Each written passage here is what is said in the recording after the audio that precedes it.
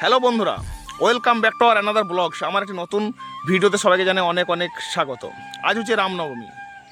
আজ রামনবমী মানে রামের জয়ন্তী, মানে রামের জন্ম আজকে। তো আজকে পতাকা উত্তোলন হয়, হনুমানজির পূজা হয়, ঠিক আছে। তো এই রামায়ণ যে হয়েছিল সাতকাণ্ড রামায়ণ বলে, তো সাতটি কাণ্ড আমি সংক্ষেপে আলোচনা করছি।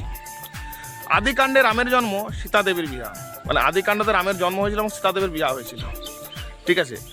আর অযোধ্যা কাণ্ডে রামচন্দ্র গেলেন ভরতকে রাজ্য দিয়া পিতৃসত্য পালনের জন্য, মানে ভগবান রাম তার রাজ্যটি ত্যাগ করে 14 বছরের জন্য বনবাসে চলে গিয়েছিলেন।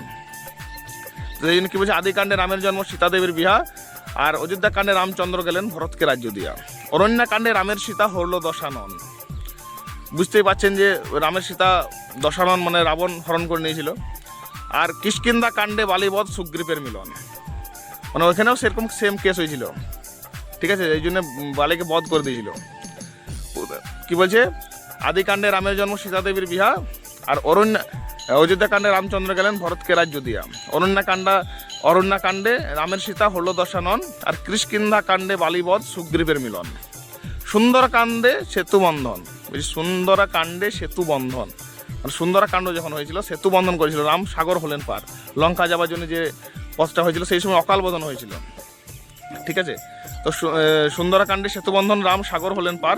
আর লঙ্কা কাণ্ডে রাবণ রাজার সব অংশে সংহার, মানে লঙ্কা কাণ্ড হয়েছিল, তারপরে যুদ্ধকাণ্ড যেটাকে বলে, মানে সেরকম রাবণকে তখন হত্যা করেছিল, বধ করেছিল, ঠিক আছে। এবং উত্তরাকাণ্ড এসে সর্বকাণ্ডের অবশেষে সীতাদেবী পাতালেতে করিলেন প্রবেশ, মানে তার আগে অনেক ঝামেলা ঝঞ্ঝট হওয়ার পর, ঠিক আছে, সীতাদেবী পাতালেতে প্রবেশ করলেন। এবং এটি শোনার জন্য মানুষের মনে হয়েছিল স্বাদ, তাই এই রামায়ণটি বঙ্গানুবাদ করেছিলেন দ্বিজ কীর্তিবাস। তো কীর্তিবাসও রচিলেন এক অমৃতের ভাণ্ড। আর ভক্তিভরে শ্রবণ করুন রামায়ণ কাণ্ড। অবশ্যই ভালো থাকবেন এবং রামনবমীর অনেক অনেক শুভেচ্ছা। নমস্কার।